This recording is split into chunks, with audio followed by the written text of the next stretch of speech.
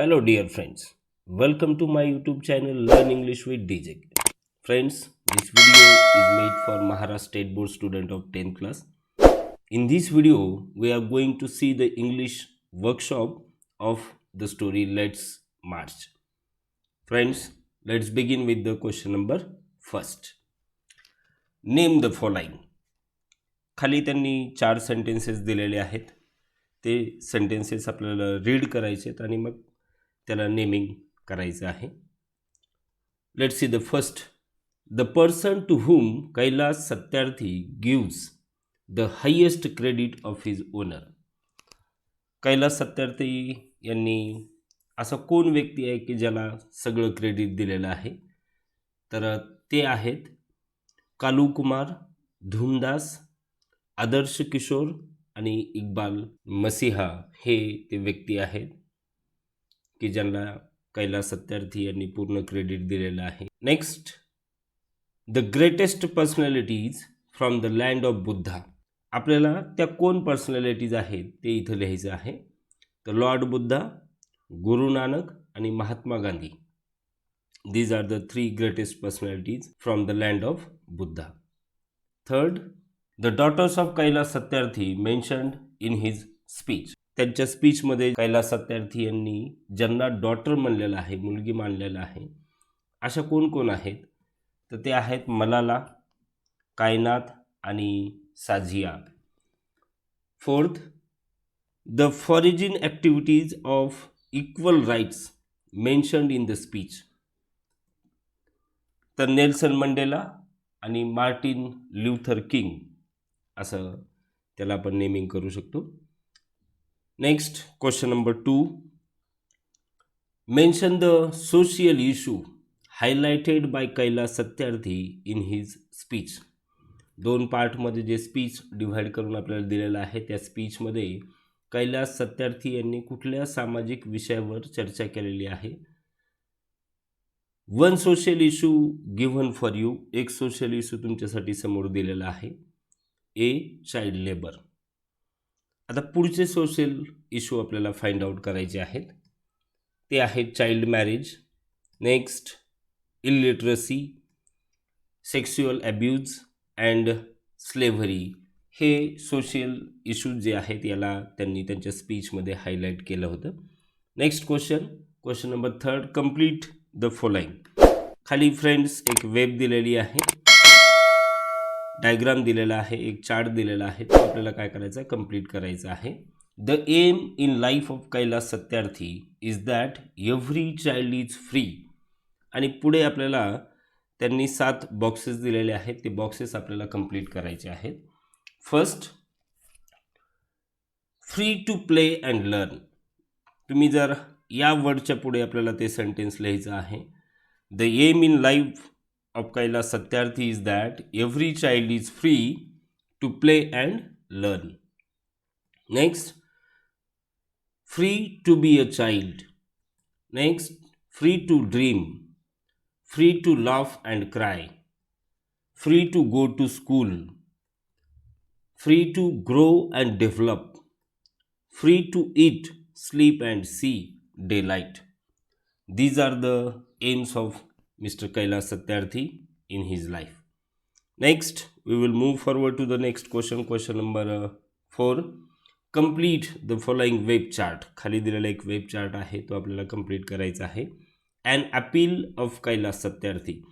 कैलास सत्यार्थी यांनी अपील केलेलं आहे, लोकांना आव्हान केलेलं आहे. काय आव्हान केलं आहे? ते 5 आपल्याला अपील मेन्शन करायचे जे लेटसने आपल्याला इथे दिलेले आहेत. First, let us march from the slavery to liberty. Next, let us march from ignorance to awakening.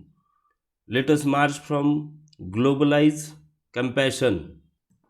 Let us universalize justice. And let us march from to the education. Next question number 5. Find out the describing words used for the following nouns and make your own sentences by using any 3 combinations. Friends, खाली आपल्याला describing words लिहायचे आहेत. Let's see the words. Supreme, sacrifice, smiling faces, extremist militia, biggest challenge, rapid globalization, and intergovernmental agencies. Next, we will move forward to the next question. Question number 6. Choose the correct option and write in front of the given words. First आहे divinity. Divinity म्हणजे दैवत्व मित्रांनो. Goodness first option, second godliness आणि God fearing. तर याचं जे correct option आहे ते आहे गॉडलीनेस. सेकंड आहे एक्स्ट्रीमिस्ट. एक्स्ट्रीमिस्ट म्हणजे अतिरेकी ज्याला म्हणतो आपण. मिलिटंट, रॉबर आणि स्पाय असे त्याचे ऑप्शन आहेत आणि मिलिटंट हे त्याचं अप्रोप्रिएट आन्सर आहे. थर्ड आहे कल्मिनेट, डिस्ट्रॉय, सक्सीड आणि रेस टू पीक. कल्मिनेट म्हणजे कळस आणि याचं जे करेक्ट ऑप्शन आहे race to a peak. Next question number 7A. What will you do in the following situation. खालच्या परिस्थितीमध्ये तुम्ही काय करताल. फर्स्ट सिच्युएशन आहे if you see a child working in a restaurant. एखादा मुलगा जर रेस्टॉरंटमध्ये काम करताना तुम्ही जर पाहिला तर तुम्ही काय करताल. तर मी असं लिहिलं आहे, if I see such child I will request him to go to school. मी त्याला जाऊन विनंती करेल की तू काय कर, शाळेत शिक्षणासाठी जा. If you find a child working on a construction site. एखाद्या कन्स्ट्रक्शन साईटवर, बांधकामावर जर एखादा मुलगा काम करताना दिसला तर तुम्ही काय करता. If I find such child I will request his parents to send him to school. मी त्याच्या पालकांना विनंती करेल की तुम्ही त्याला काय करा, शाळेला पाठवा. Third, if you find a child working on a brick work site. Brick work site म्हणजे वीटभट्टी. तर अशा वेळेस काय करेल, if I find such child I will request both parents and children not to work here and go to school. इथे काम करू नको, त्याला शाळेत पाठवा, शाळेत जा असं मी विनंती करेल. And the last situation, if you come across a beggar child. एखादा भिकारी मुलगा असेल तर त्याला तुम्ही कशी मदत कराल. If I come across a child I will give him food and cloth. I will also give him books to study. म्हणजे मी त्याला कपडे देईल, खायला अन्न देईल आणि माझ्याकडं काही पुस्तकं असतील तर तेही मी त्याला अभ्यासासाठी देईल. Question number 7B. Write any 2 efforts that you can make to enroll deprived children out of school children into a school. One is given for you. I will persuade parents of such children to send them to school. Persuade म्हणजे खात्री पटवणे असं त्याचं meaning आहे. आता तुम्हाला 2 efforts लिहायचे आहेत. जसे मी लिहिले, I will ask my parents for sponsorship for such children. अशा मुलांसाठी स्पॉन्सरशिपसाठी मी माझ्या पॅरेंट्सला विचारणा करेन. आणि दुसरं ऑप्शन आहे, I will try to make fund from friends and school. काही फंड मी विद्यार्थ्याकडून किंवा शाळेतल्या मित्रांकडून आणि शाळेकडून गोळा करून अशा मुलांना मी काय करेल, मदत करेल. Next, I can make awareness camp in society with friends help. मी सोसायटीमध्ये सुद्धा काही मित्राच्या मदतीने अशा लोकांना मदत करण्यासाठीचा एक जागरूकता कार्यक्रम मी आयोजित करेन. Next question number 8. Today it is time for every child to have a right to. प्रत्येक मुलाला अधिकार असले पाहिजेत. कुठले, तर एज्युकेशनचा राईट असणं त्याला आवश्यक आहे.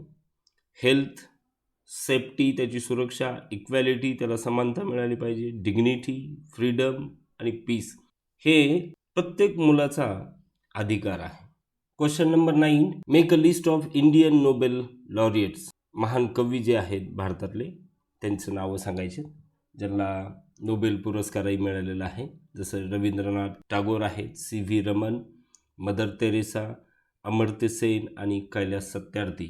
These are the Indian Nobel laureates. महान व्यक्तिमत्व भारतामधले आहेत ज्यांना नोबेल पुरस्कार मिळालेला आहे.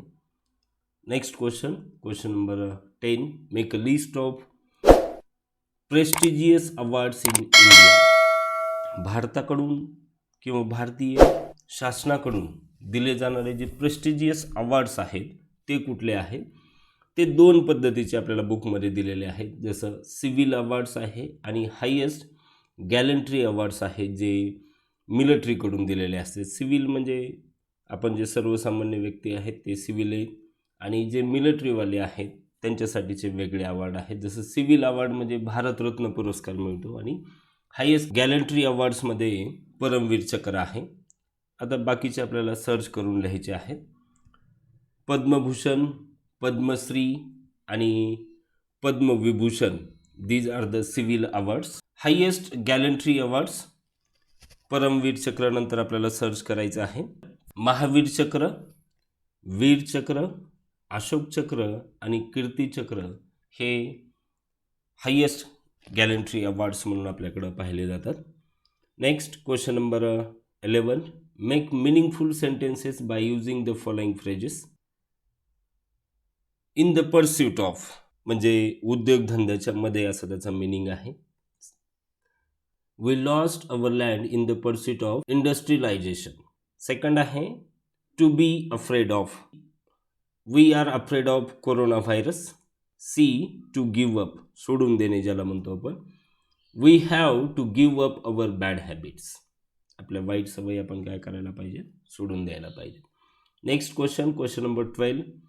Right minimum 5 words of more than 4 letters from intergovernmental. या वर्डपासून आपल्याला काय करायचे, 4 याच्यामध्ये हाईड झालेले वर्ड आपल्याला फाइंड आउट करायचे. जसं इंटर, गव्हर्न, मेंटल, गव्हर्नमेंट आणि national. These are the words. Next question number 14. Use the same word as a noun and a verb to make meaningful sentences. खाली काही वर्ड्स दिलेले आहेत जे आपल्याला नाऊन म्हणून पण वापरायचे आहेत आणि व्हर्ब म्हणून पण सेंटेन्समध्ये यूज करायचे आहेत. जसं फर्स्ट वर्ड आहे मार्च. याच्यासाठी I join the vacation class in the month of March. इथे मार्च हा मी नाऊन म्हणून यूज केलेला आहे. We will see the march as a verb. Military instructor march the platoon to the ground. इथे MARCHED हा word काय केला मी, व्हर्ब म्हणून इथे यूज केलेला आहे. Second honour. ऑनर हा वर्ड आपल्याला नाऊन म्हणून सुद्धा सेंटेन्समध्ये यूज करायचा आहे आणि व्हर्ब म्हणून सुद्धा यूज करायचा आहे. जसं she arranged a dinner in my honour. इथे ऑनर हा वर्ड नाऊन म्हणून यूज केलेला आहे आणि it is my honour to welcome you. इथं ऑनर हा वर्ड जो आहे तो व्हर्ब म्हणून यूज केलेला आहे. नेक्स्ट क्रेडिट असा वर्ड आहे. Our captain gives credit to all team. इथे क्रेडिट हा वर्ड मी नाऊन म्हणून यूज केलेला आहे. इथे गिव्ज हा व्हर्ब आहे. तर सेकंड सेंटेन्समध्ये my salary credit on my account. इथे तो व्हर्ब म्हणून यूज केलेला आहे. And the last word stitch. A stitch in time saves money. इथे स्टिच हा वर्ड नाऊन म्हणून यूज केलेला आहे. Tailor stitch the clothes in the day time. इथे स्टिच हा व्हर्ब म्हणून यूज केलेला आहे. Friends, this is what the English workshop is. Thank you very much for being with DJK. You can follow us on Instagram, Telegram, Twitter, Facebook. You can search my YouTube channel by name Dada Saib Kashid. This channel is for English learners only. Thank you very much.